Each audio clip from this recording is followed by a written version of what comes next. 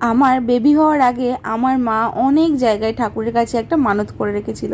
অনেক জায়গায়, মানে যেখানে আশেপাশে মন্দির পেয়েছে সেখানে মানত করে দিয়েছিল। বাবা মা তখন এখানেই এসেছিলো সবে সবে। তো এখানে আমাদের মন্দির, ত্রিপুরা সুন্দরীর মন্দির, যেটা তোমাদের সঙ্গে অনেকবার শেয়ার করেছি, আমরা প্রায় যাই। তো এই মন্দিরের ভিতরে প্রবেশ করা, তাছাড়া ভিতরে পূজার ব্যাপারটা এত ভালো, কেননা বলো তো এখানে এখনও সেই টাকা পয়সার ব্যাপার কিছুই নেই। তো ভিতরে গর্ভগৃহে গিয়ে মায়ের সামনে গিয়ে ভক্তি ভরে পূজা দেওয়া যায়।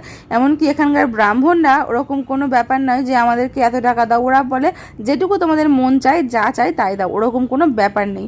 তো সেটা তাই জন্য এখনও এখানে সেই পবিত্রতাটা বজায় আছে, আর যার জন্য খুব ভালো করে পূজা দেওয়া গেছে। তো এটা ছিল ষষ্ঠীর দিনে, ষষ্ঠীর দিন সকালবেলা একটা ভালো দিন ছিল বলে, সেই জন্য মানে দুর্গা ষষ্ঠীর দিন ভালো দিন ছিল বলে আমার বর বললো যে ওই দিনই আমরা পূজা দিয়ে নেব। তো এক এক করে আর কি সব জায়গায় মানতগুলো পূরণ করা হচ্ছে। আগে ওই বড় কাছারি বদ্রীনাথ, তারপরে আমাদের এখানে একটা বড় কাছারি বলে সেখানে, তারপরে এই মন্দিরে পূজা দিয়েছি। এরপরে আরও অনেক জায়গায় আছে। তো সেই আস্তে আস্তে যেখানে যেখানে মানত করার পূজাগুলো দেবো সবই তোমাদের সঙ্গে শেয়ার করব। এটা হচ্ছে ওই ত্রিপুরা সুন্দরী মন্দিরে মা ঢিল বেঁধে এসেছিলো। তো সেখানেই আজকে যেহেতু ভালো দিন ছিল, তো সেখানে আমরা গেছিলাম পূজা দিতে। ওই আমি, বাবা, মা, আমার বর, বাবু আর আমার শাশুড়ি সবাই মিলে গেছিলাম।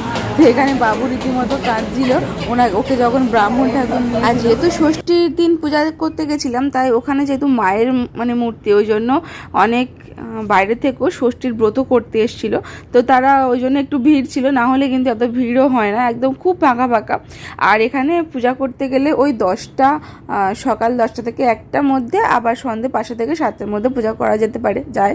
তো এখানে আবার বাইরে আরও একটা মন্দির ছিল, সেখানেও একটু পূজা দিলাম। আর তোমরা যারা যারা ভিজিট করতে যাও তারা কিন্তু অবশ্যই আসতে পারে, ভীষণ ভীষণ ভালো একটা মন্দির।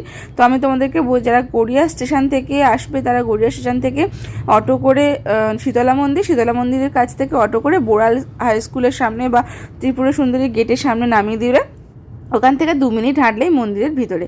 আর যারা হচ্ছে মেট্রো দিয়ে আসবে, কবি নজরুল মেট্রো নেমে ওখান থেকে একটু এগিয়ে ওই বোড়ালের যেখান থেকে অটো ওঠে, অটো করে একদম বোড়াল হাই স্কুলের সামনে বা হচ্ছে ত্রিপুরা সুন্দরী গেটের সামনে নামিয়ে দিলে ওখান থেকে 2 মিনিট হেঁটে মন্দির।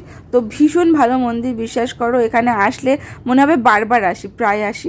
তো যাই হোক, এখানে আমাদের একটা মানসিক পূরণ করা হলো, এরপর আস্তে আস্তে বাকি সব মানসিক পূরণ করা হবে। আর এখানে এসে ভক্তি ভরে, যে টাকা পয়সার ব্যাপার যেহেতু নেই, তাই ভক্তি ভরে মায়ের কাছে খুব ভালো করে পূজা দিতে পেরেছি। তোমাদের ব্লগটা কেমন লাগলো অবশ্যই কমেন্টস করে জানিও। আর তোমরা যারা আসতে চাও, এখনও আসুনি, তারা কিন্তু ঝটফট চলে আসো, না জানি কোন দিন আবার এখানে সবাই জেনে যাবে আর তখন না ভিড় শুরু হয়ে যায়। তো যাই হোক, চলো আজকে ভিডিওটা এই পর্যন্ত। সবাই খুব ভালো থেকো, সুস্থ থেকো, টাটা।